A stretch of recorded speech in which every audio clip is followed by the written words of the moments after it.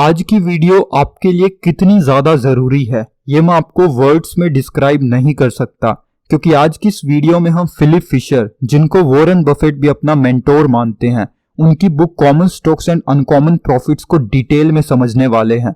Stock market के अंदर आप चाहे बिगिनर लेवल पर हो या एडवांस लेवल पर हो, ये जो बुक है ये आपको बहुत काम आएगी, क्योंकि इससे आपको फिलिप फिशर के एक्सपीरियंसेस जानने को मिलेंगे। इस बुक को समराइज करने से पहले मेरी आपसे ये गुजारिश है कि आप हर तरह की डिस्ट्रैक्शन से दूर हो जाओ, ताकि आप पूरे फोकस के साथ इस बुक का मजा ले पाओ। तो मेरा आपसे सवाल है कि आप एक सक्सेसफुल इन्वेस्टर बनना चाहते हो? अगर आपका जवाब हाँ है तो फिलिप फिशर इसका आपको एग्जैक्ट तरीका बताएंगे। फिलिप फिशर बेहद ही सक्सेसफुल और जाने माने इन्वेस्टर रहे हैं। इस बुक के अंदर फिलिप फिशर ने कुछ लेसन्स बताए हैं जो हर इंसान की स्टॉक मार्केट की जर्नी में उसको बहुत काम आएंगे। Lesson number 1, clues from the past. Philip Fisher कहते हैं कि पास्ट इंपॉर्टेंट है क्योंकि ये फ्यूचर के बारे में हिंट देता है। अगर आप किसी भी कंपनी के शेयर्स खरीदना चाहते हो या अगर आप स्टॉक मार्केट के अंदर एंटर भी करना चाहते हो, so it's highly important for you कि आपको स्टॉक मार्केट की हिस्ट्री पता हो कि लोग किस तरीके से स्टॉक मार्केट में पैसा कमाते थे। पहले के टाइम पर स्टॉक मार्केट के अंदर पैसा कमाने के 2 तरीके थे। पहला था कि सस्ते में स्टॉक्स खरीदो और जैसे ही उनके दाम बढ़े फौरन उन्हें बेच दो। दूसरा तरीका था अपने स्टॉक्स को लंबे टाइम तक होल्ड करके रखो, यानी तब तक वेट करो जब तक कि आपको बड़ा प्रॉफिट ना मिले। पास्ट में यही मेथड बेस्ट मेथड था और आपको ये जानकर ताज्जुब होगा कि आज भी यही मेथड बेस्ट है। आज से कुछ सालों पहले बड़ी बड़ी कॉरपोरेशंस किसी एक फैमिली के अंडर होती थी और business generation to generation pass होता जाता था। उस टाइम कंपनी का एक ही मेन मोटिव होता था कि फैमिली बिजनेस चाहे किसी के भी हाथ में जाए पर ग्रो करता रहे। लेकिन आज की कॉरपोरेशन इस तरह की सोच नहीं रखती। आज जो भी बिजनेस हेड होते हैं वो क्वालिफाइड लोग होते हैं, जिसका नतीजा ये होता है कि आज के कॉरपोरेशन से उम्मीद की जाती है कि वो उन कंपनी से भी अच्छा बिजनेस करे जो आज से 30-40 साल पहले बिजनेस किया करती थी। तो पास्ट हमें फ्यूचर के क्लूज देता है कि आगे स्टॉक मार्केट कैसा परफॉर्म करेगा। इस लेसन को ध्यान में रखते हुए हम प्रेजेंट में बेटर डिसीजंस ले सकते हैं। Lesson number 2, what to buy, the 15 points to look for in a common stock. Fisher कहते हैं कि किसी भी स्टॉक के अंदर पैसा लगाने से पहले इट्स हाईली इंपॉर्टेंट कि आप इन 15 पॉइंट्स को एनालाइज कर लें। नंबर 1, क्या कंपनी का कोई ऐसा प्रोडक्ट या सर्विस है जो कई सालों से मार्केट में प्रॉफिट कमा रहा है? क्योंकि टाइम के साथ मार्केट में भी चेंज आता रहता है। जरूरी नहीं है कि आज से 10-15 साल पहले जो चीज डिमांड में थी आज भी वही डिमांड में हो, क्योंकि लोगों के डिजायर्स और कंफर्ट्स बदलते रहते हैं। फॉर एग्जाम्पल, इंडिया के अंदर आज से 10-15 साल पहले टेलीविजन का बहुत क्रेज था, बट अब धीरे धीरे इसका ग्राफ डिक्लाइन हो रहा है क्योंकि अब लोग मोबाइल सेंट्रिक हो गए हैं। तो आपको हमेशा ऐसे स्टॉक्स के अंदर पैसा लगाना चाहिए जिनके प्रोडक्ट्स फ्यूचर में भी डिमांड में रहे। नंबर 2, क्या कंपनी की सेल्स बढ़ाने के लिए मैनेजमेंट इफेक्टिव और एफिशिएंट है? कुछ कंपनीज जो आने वाले सालों के हिसाब से प्रॉफिटेबल लगती हैं, लेकिन जिनके पास आगे की ग्रोथ के लिए कोई प्लान नहीं है। ऐसी कंपनीज वन टाइम प्रॉफिट के लिए अच्छी होती हैं, बट लॉन्ग टर्म के लिए ऐसी कंपनीज के अंदर आपको इन्वेस्ट नहीं करना चाहिए। लॉन्ग टर्म के लिए आपको ऐसी कंपनी सिलेक्ट करनी चाहिए जिनके पास एक वेल डिवाइस्ड प्लान हो। नंबर 3, कंपनी का R&D यानी रिसर्च एंड डेवलपमेंट उसकी साइज के कंपैरिजन में कितना इफेक्टिव है। हर कंपनी अपनी डेवलपमेंट पर कुछ ना कुछ खर्च जरूर करती है, कोई कम करती है तो कोई ज्यादा करती है। आपको एक चीज का ध्यान रखना है कि कंपनी के डेवलपमेंट पर किए गए खर्च को उस कंपनी के खुद के साइज के साथ कंपेयर करना है, ना कि दूसरी कंपनी के साइज से। ऐसा ना हो कि आप कंपनी ए के खर्चों को कंपनी बी से कंपेयर करो, जिसका खर्च ए से ज्यादा तो है पर साइज में वो उससे कम है।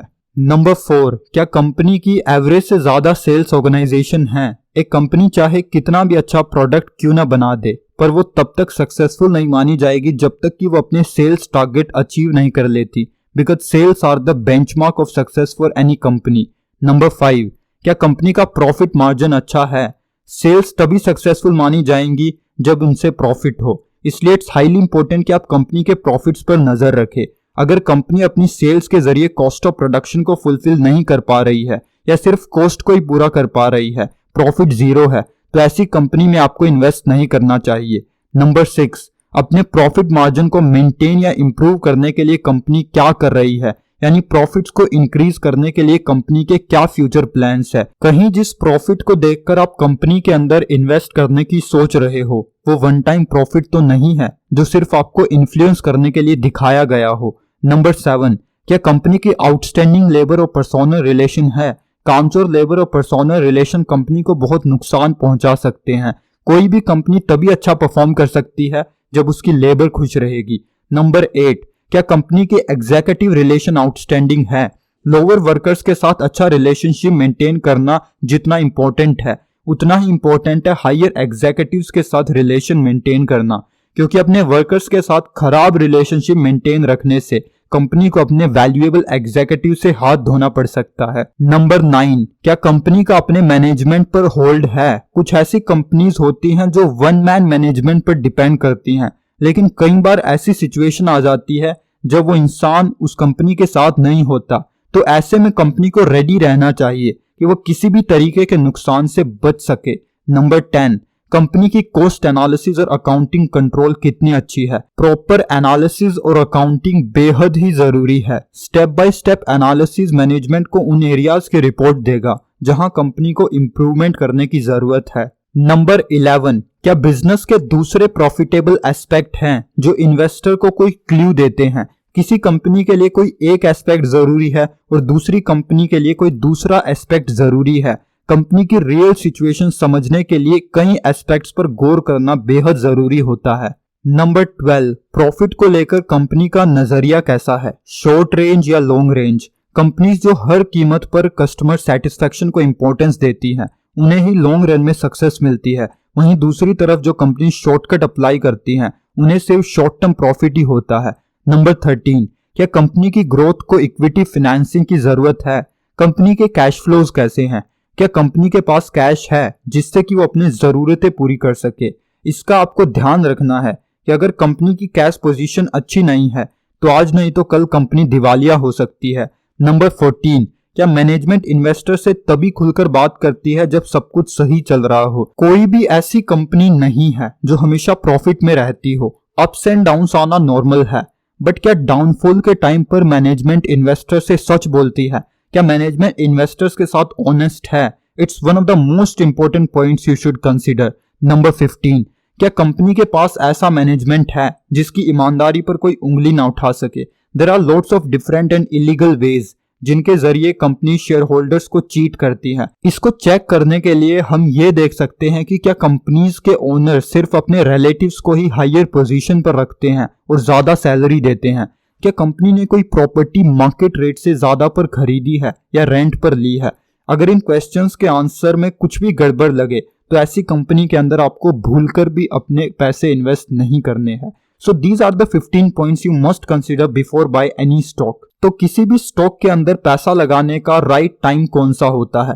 टाइमिंग भी स्टॉक मार्केट के ओवरऑल सिचुएशन को देखकर ही डिटरमिन होता है, लेकिन फिर भी आपको तब इन्वेस्ट करना चाहिए जब कंपनी के सारे खर्चे ऑलरेडी पेड हों और कंपनी ग्रो करती हुई लगे। एंड मोस्ट इंपॉर्टेंटली आपको तब इन्वेस्ट करना चाहिए जब रिसेशन का टाइम हो या ग्रेट डिप्रेशन जैसा टाइम चल रहा हो। There are many researchers and expert जिन्होंने ये प्रिडिक्ट किया है कि 2023 के अंदर रिसेशन का टाइम पीरियड होगा।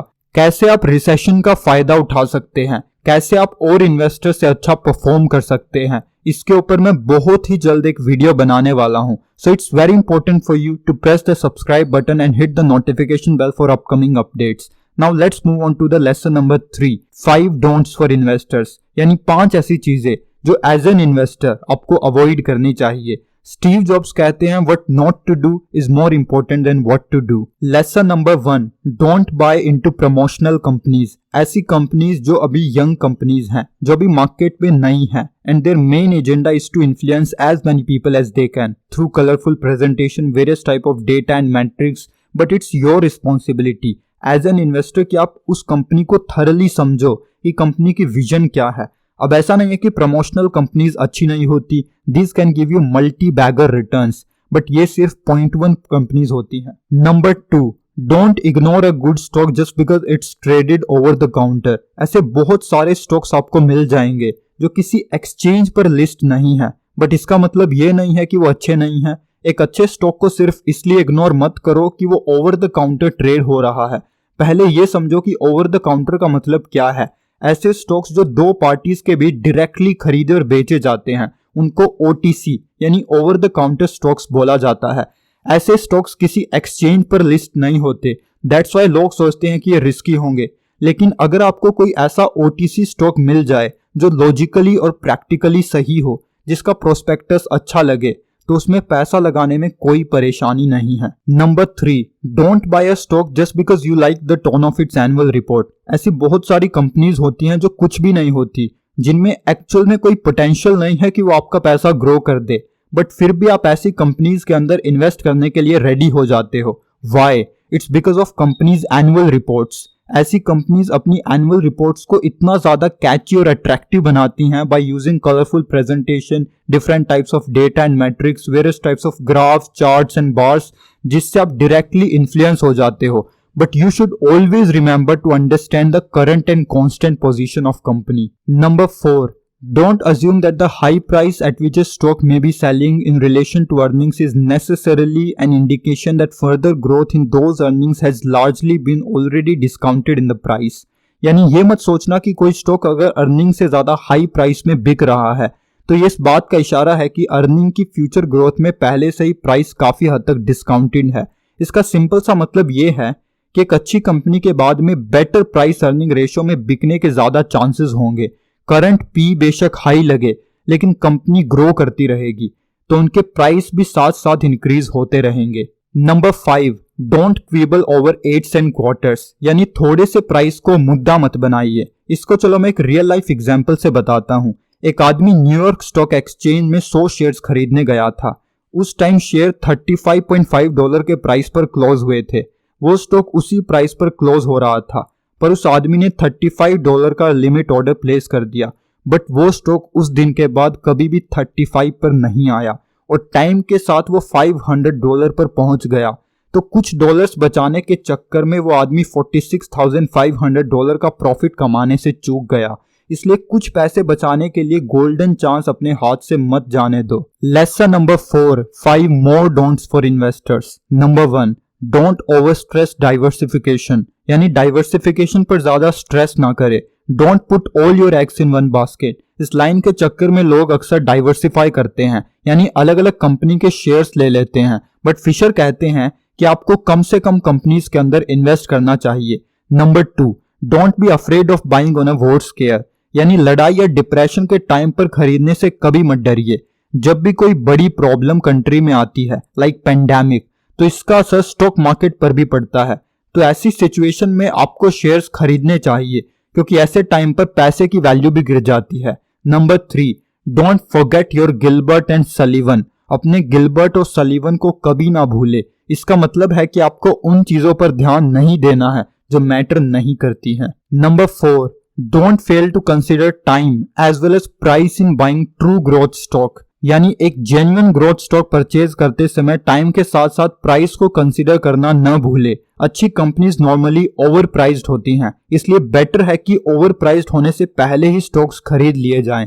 Number 5, don't follow the crowd. भीड़ को फॉलो मत करो। भीड़ किसी भी स्टॉक को ओवर प्राइस्ड बना देती है और नुकसान आपको ही उठाना पड़ता है। दैट्स वाई अपने माइंड का यूज करो और अच्छे स्टॉक्स को चूज करो। Lesson number 5, conservative investor sleep well. Conservative investment वो है जिसमें रिस्क कम से कम होता है और इन्वेस्टमेंट परचेजिंग पावर को सेफ रखता है।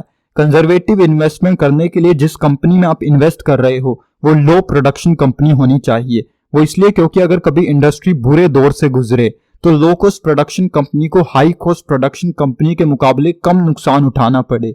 एक अच्छी कंपनी वो है जिसके अंदर ये 3 एलिमेंट्स प्रेजेंट हैं। पहली बात तो ये है कि कंपनी इस बात के लिए रेडी रहे कि हमें चेंजेस एक्सेप्ट करने पड़ते हैं। टाइम के साथ हमें अपने प्रोडक्ट्स और सर्विसेज को अपडेट करते जाना है।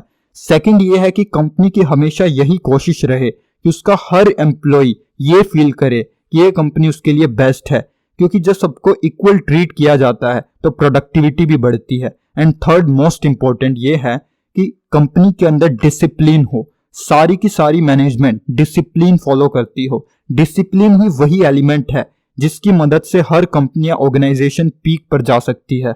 फिलिप फिशर ने मोटरोला कंपनी के अंदर इन्वेस्ट किया था और उन्होंने मरते दम तक इस कंपनी के शेयर्स होल्ड करके रखे और उनको बेचने की जरूरत भी नहीं पड़ी क्योंकि वो इतना ग्रो हो चुके थे कि उनकी पैसिव इनकम ही काफी थी। तो अब आपके मन में सवाल आ रहा होगा कि इतनी सारी रिसर्च करने के बाद क्या मिलेगा। तो मैं आपको कुछ रियल एग्जांपल्स बताने वाला हूं। एप्पल का स्टॉक पिछले 15 सालों में 55 टाइम्स ग्रो हो चुका है। Amazon का स्टॉक पिछले 15 सालों में 80 टाइम्स ग्रो हो चुका है। या अदानी ग्रुप जो ऑलमोस्ट पिछले 25 सालों में 650 टाइम्स ग्रो हो चुका है। So if you are able to find a great company today, then 10 years down the line, 20 years down the line, you will make a great wealth। अब लास्ट में Philip Fisher अपना experience share करते हुए कुछ इस तरीके से कहते हैं, जब मैं बैंक में काम करता था तो एक बार मैंने सुना कि 3 अलग अलग कंपनीज ने मिलकर एक ब्रांड न्यू कंपनी जिसे फूड मशीनरी कॉर्पोरेशन कहते थे खोलने का फैसला किया है। 1931 में जब मैं अपने छोटे से बिजनेस के लिए मौके की तलाश में था तो फूड मशीनरी कॉर्पोरेशन की तरफ मेरा ध्यान गया।